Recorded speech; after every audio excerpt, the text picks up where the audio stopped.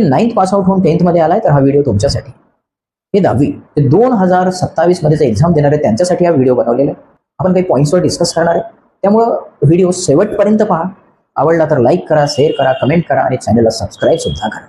First point आहे भीती वाटणे. 10वीची भीती वाटते. बऱ्याच मुलांना भीती वाटते. का भीती वाटते? कारण की आपल्या घरामध्ये पॅरेंट्स असतील किंवा टीचर आहेत किंवा रिलेटिव्ह आहेत, सगळे म्हणतात अरे तू 10वीला आहे. त्यामुळे आपल्या मनामध्ये भीती बसलेली असते. 10वी म्हणजे भीती. पण घाबरण्यासारखं काहीच कारण नाहीये. आतापर्यंत आपण 1st to 9th पर्यंत असे नॉर्मल एक्झाम देत आलेलो आहे ना, तसंच उलट 10वी ही 9वी पेक्षा खूप इझी आहे. 9 पेक्षा 10 खूप इझी असतं. हे डोक्यात ठेवा. मानसिकता बदला. 10वी खूप इझी आहे. ओके. सेकंड, टार्गेट, गोल, ध्येय. तुमचे ध्येय ठरवा. मला 90% पाहिजे, मला 95 पाहिजे किंवा जे काही असेल तुमचं पर्सेंटेज गोल बनवून ठेवा. कुठेतरी जिथं स्टडी करतो त्या स्टडी रूम मध्ये तिथे लटकून ठेवा, लावून ठेवा की रोज नजरेला दिसलं पाहिजे आपला गोल. जसं तुम्ही एखाद्या वेळेस आपल्या पॅरेंट्सकडे एक टार्गेट ठेवता, बाबा मला हे पाहिजे, मला ते पाहिजे, ते देईपर्यंत तुम्ही शांत बसत नाही ना, तसं तुमचं जो ध्येय आहे 90% असेल, 95% असेल, तो ध्येय गाठेपर्यंत तुम्हाला शांत नाही बसायचं. थर्ड वन, आपल्या स्टडीमध्ये, आपल्या अभ्यासामध्ये सातत्य असलं पाहिजे, म्हणजे कन्सिस्टन्सी असलं पाहिजे. रोजच्या रोज अभ्यास करायचा. एक फिक्स टाइम ठेवायचे, त्या टाइममध्ये आपल्याला अभ्यास करायचाच करायचा.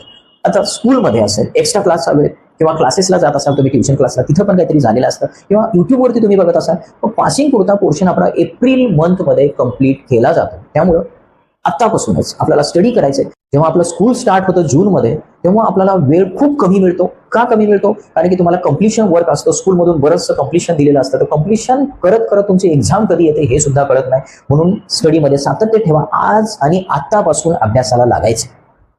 फोर्थ पॉईंट, वेळेचं नियोजन करायला शिका. म्हणजे टाइम टेबल बनवा. फिक्स एक टाइम टेबल बनवा. ह्या टाइममध्ये मला हा सब्जेक्ट करायचा, दुसरा टाइम त्या टाइममध्ये अभ्यासाचा टाइम, त्याच्यामध्ये तुमचा थोडासा प्ले टाइम असेल, खेळण्यासाठीचा वेळ असेल किंवा मोबाईल बघणं तर तुम्ही सोडणार नाही, थोडाफार मोबाईलचा टाइम. अशा पद्धतीनं तो टाइम टेबल बनवा. नियोजन करूनच मग अभ्यासाला बसा.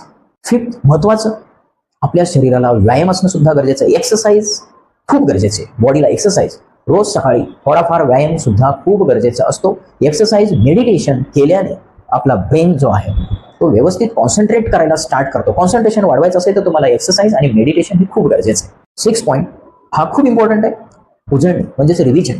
तर रिव्हिजन, प्रत्येक गोष्टीचं रिव्हिजन केल्यानंतरच ती जास्त दिवसापर्यंत आपल्या डोक्यात राहू शकतं. म्हणजे आता आपण एप्रिल महिन्यापासून जे स्टडी करणार आहे ते आपल्याला फेब्रुवारीमध्ये एक्झामला लिहायचं. त्यासाठी प्रत्येक 8 दिवसाला असा टाइम ठेवा, त्या दिवशी जे काही आपण आठवड्याभरामध्ये जे स्टडी केलेलं आहे त्याचं रिव्हिजन करणं हे खूप गरजेचं आहे. जोपर्यंत तुम्ही तो टॉपिक रिवाईज करत नाही तोपर्यंत तुमच्या डोक्यामध्ये बसत नाही.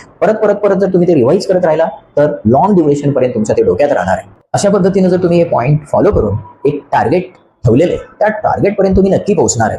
आणि नेक्स्ट व्हिडिओमध्ये आपण अभ्यास कसा करायचा, तो लक्षात कसा ठेवा याविषयी नक्कीच चर्चा करणार आहे.